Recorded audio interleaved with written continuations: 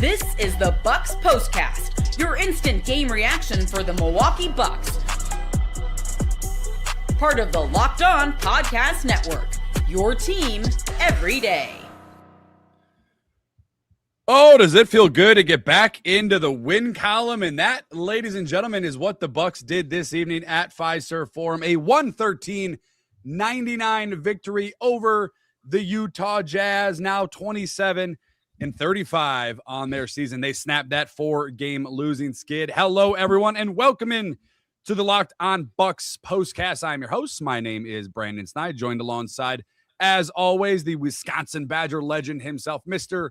Brian Butch. We'll get into lots of things this evening, including, obviously, the Bucks 113-99 victory. We'll talk about the turning point. We'll give out our Locked On Bucks postcast player of the game, and we'll gather some of your thoughts and reactions and maybe some of your celebrations. I'm not sure, Butchie, if people want Bucks wins or they don't want Bucks wins, but we'll talk about the victory tonight. Just before we get rolling, a quick friendly reminder, wherever you guys get audio podcasts, you can now listen to the Locked On Bucks postcast as well. We are available on Amazon, Google, wherever you find audio podcasts, you can listen to the Locked On Bucks postcast. And we're also available on YouTube. So if you're over there on the live stream, make sure you're subscribed. If you're not, go to the YouTube channel, hit that subscribe button, hit that notification bell, get notified when we go live, and make sure on the videos you hit the thumbs up, and hit the thumbs up tonight because, Butchie, it's a 113-99 win for the Milwaukee Bucks. I will say this. It wasn't a pretty win. I know the score will say it's a 14-point win.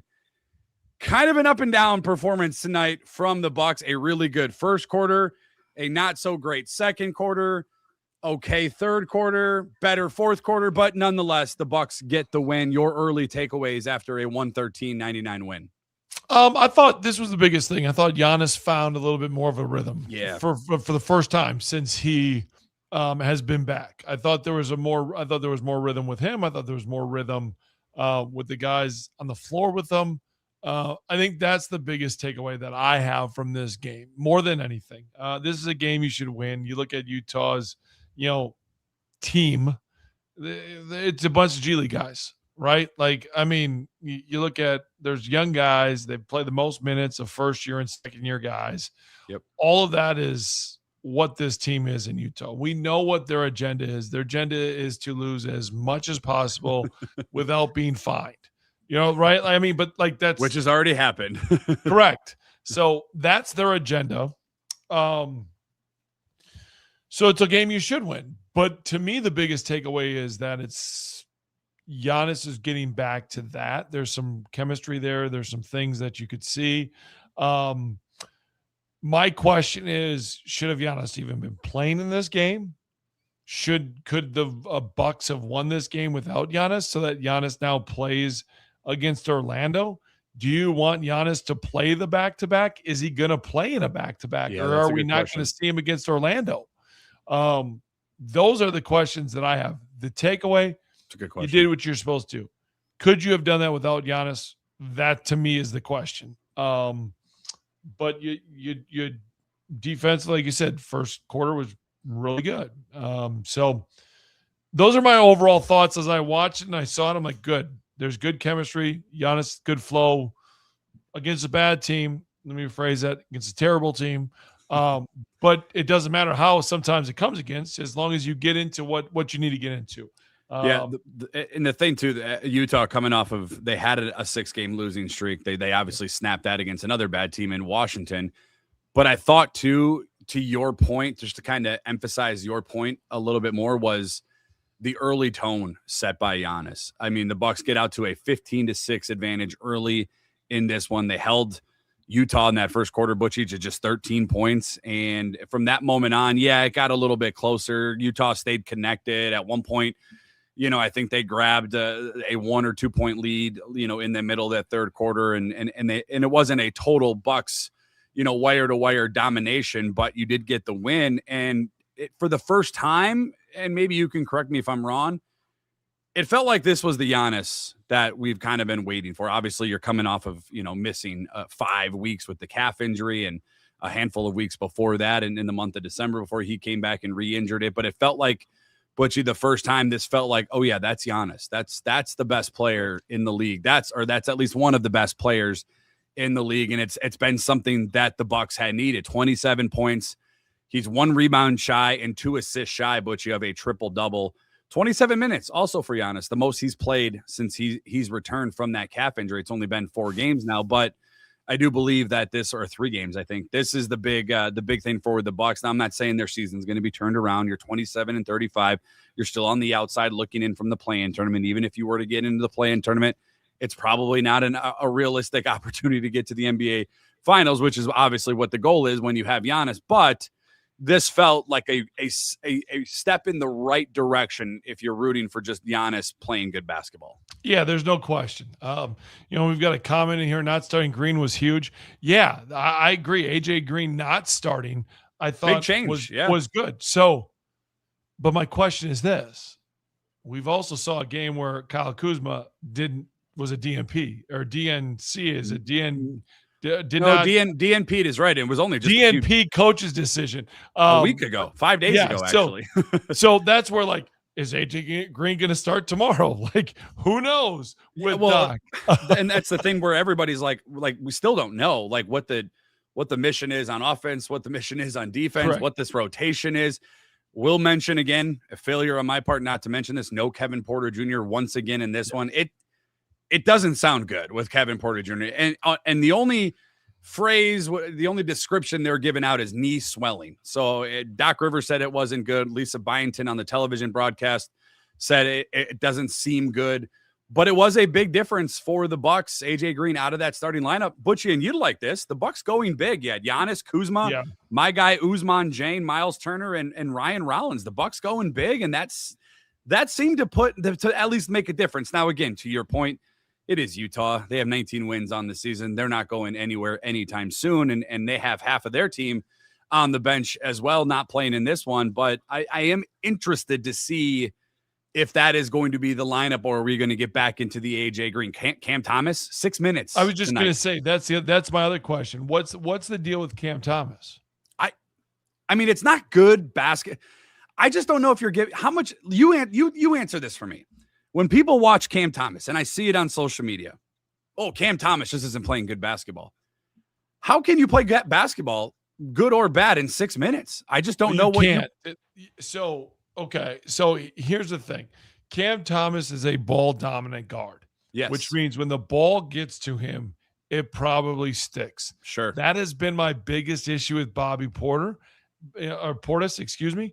Bobby has gotten better because he's knocking down shots, and so it's a quicker fly versus a hold.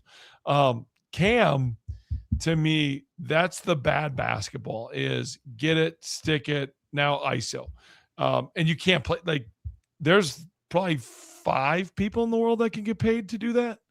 Realize, and I'm not trying to be like, I'm not trying, like, but I mean, I go back to, like, Carmelo was a guy where, like, Denver would run stuff and it would just be ISO Melo, like, but it worked because his points per possession were above the one that you're trying to get as far as your possessions, because he was that good in that, situation. There's not many people that you just ISO and say, hey, we're good to go, let you do your thing. It's really not going to come like that from a guy that you get off of waivers. So that's the issue. Now, here's my thing. What are you trying to accomplish this year? Because if you're trying to evaluate players, you got to ride Cam Thomas a little bit more and see if he can fit into your system. Well, there's a comment here. AJ Green still playing more minutes than Cam. AJ Green, to their quote, or their comment, 21 minutes for AJ Green, 7 points, 2 from 8 from the field. Cam Thomas, as I mentioned, just the 6 minutes. And he's 1 for 1. Yeah. Made his only shot that he took. I guess I don't really know, other than Doc Rivers trusts AJ Green. But if you had to pick between the two, I mean, what has AJ Green done for you that Cam Thomas cannot do? I guess. No. AJ Green is a guy that defensively is in the right position. Not an elite defender, but he's a positional defender. He knows the system. The ball's going to move a little bit more. There is a little bit more of a trust there. He can play with Giannis. Yeah, trust is a big thing. Yep. He can play with Giannis. Cam Thomas, can he play with Giannis? Verdict is still out, still fresh. So I need more than 6 minutes though. I think Gary Trent Jr. Butchie got 6 minutes tonight. We haven't seen Gary Trent Jr. outside of garbage time in weeks since we've seen. Are you trying to evaluate Cam Thomas? I think if you're the Bucks, I think you kind of have to, right? Like you got to figure out what he can or cannot do for you. But again, now evaluate him in what phrase? Because, but Brandon, here's my thing. Do they have any rights to re-sign him? I believe he had an opportunity to sign in Brooklyn. I think will be a full free agent at the end of this year. I'm almost positive of that. And if that's the case, and I should have had that in front of me and I don't, that's an error by me today. As baseball season slowly started. Yeah, you're right though. He will be unrestricted. I don't think there's any returning rights. No, he's an unrestricted free agent. Okay, but what do you think? The reason I'm bringing this up is this. Maybe, and just maybe, and this would mean the Bucks kind of are smart. They don't need to see more. They've either said, hey, we know what we want. We want to get you involved with what we're doing so that we can sign you at a better rate. But if they just open it up and say, Cam, go for it, and all of a sudden they find something, what are the chances they're going to sign them? Again, that's me being windy. Yeah, that's going to be an interesting conversation because by some reports, according to Stephen A. Smith, like Doc is going to retire.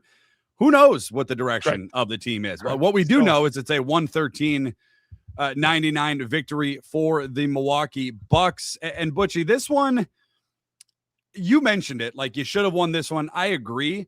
If you're looking at the Bucks schedule and you're looking at the opportunity right now, after winning today, you snap your 4-game losing streak. You still don't have Kevin Porter Jr. We mentioned the lineup change for Doc Rivers.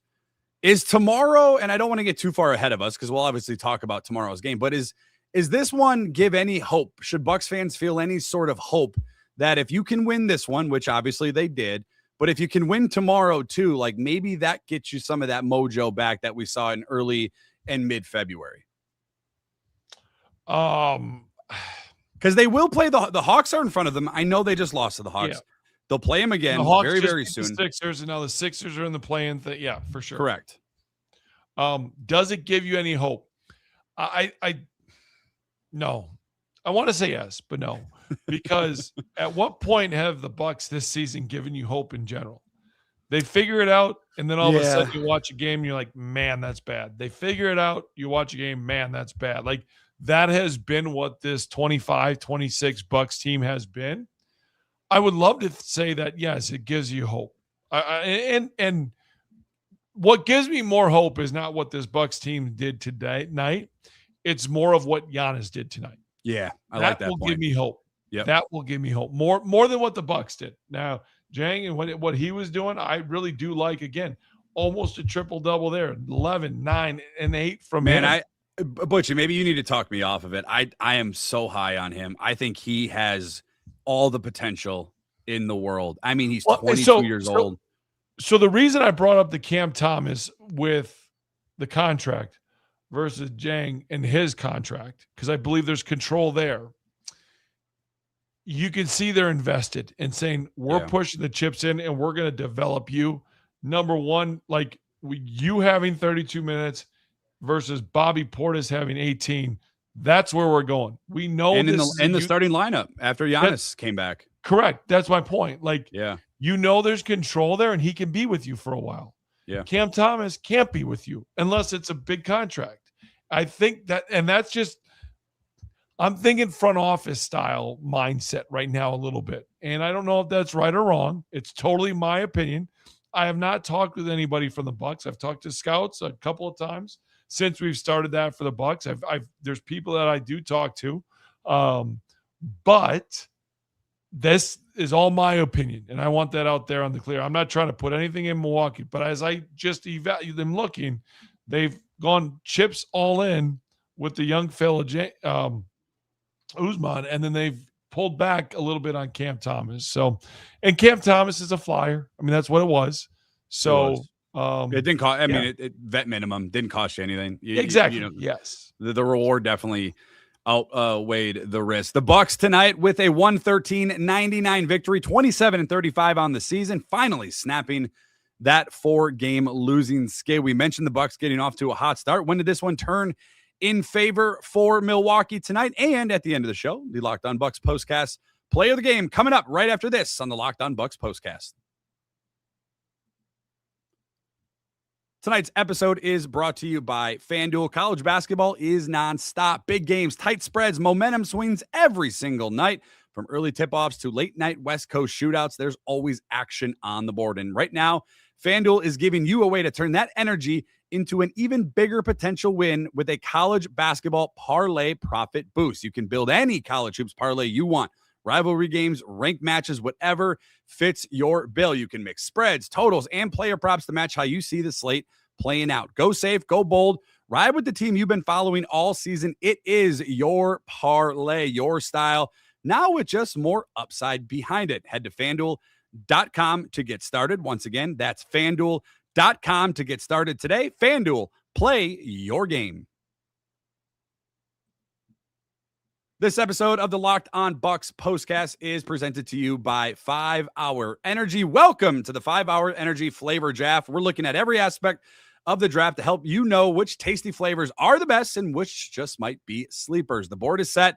The flavors are ready, and only one is going to take the top spot. 5 Hour Energy shots give you a boost with zero sugar, and there's always a wide variety of flavors, always something for everyone, like strawberry banana, cotton candy, sour apple, and my current favorite, blue raspberry. I absolutely love the refreshing taste out of the freezer, and the energetic boost each and every morning always helps me get my day started on the right note. Find your new favorite flavor of 5 Hour Energy shots available online at 5hourenergy.com or over there on Amazon.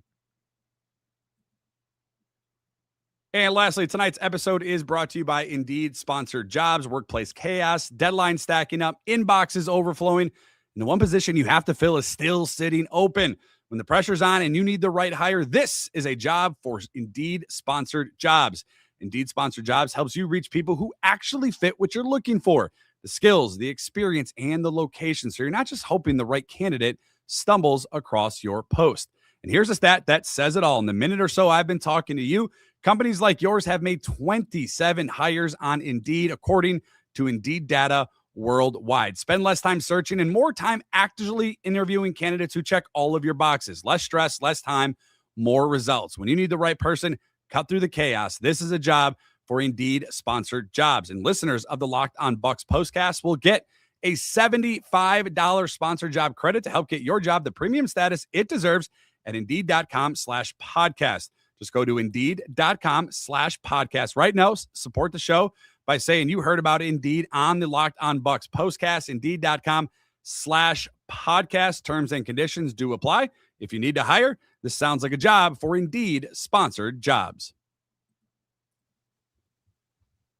Thank you for making Locked On Bucks your first listen of the day. Thank you for making Locked On the #1 sports podcast network.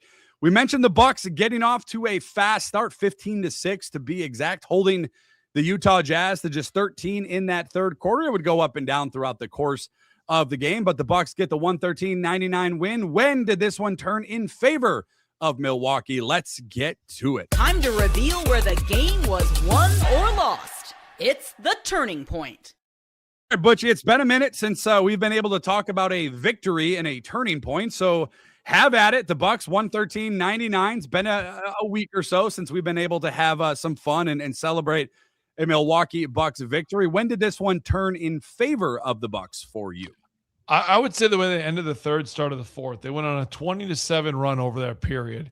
Yeah. And I think at that point, that gives them enough buffer to handle a couple of runs there by the Jazz, because the Jazz went on a 12-2 run to kind of get it a little bit tighter, and then the Bucks were able to finish it out. But to me, it was that part of the game, end of the third, into the fourth, that run that give them a little bit of space. And then obviously the way that they closed out the game, I thought was important too. They go on that 10-2 run to make them, go in that situation as well. Yeah, if you're looking at the box score, if maybe you didn't catch the game, 32-32 in the third quarter for both teams, and you're looking at it because I'm right there with you, and you're like, how can that be the turning point? Well, the Bucks struggled out of the gate, and no Giannis in the for chunks of that third quarter, and they struggled with the 3-point shooting as well in that third quarter. That is the Bucks, but as you mentioned, that late surge into the third quarter was huge, and it really set the tone going into that fourth quarter. And it felt like,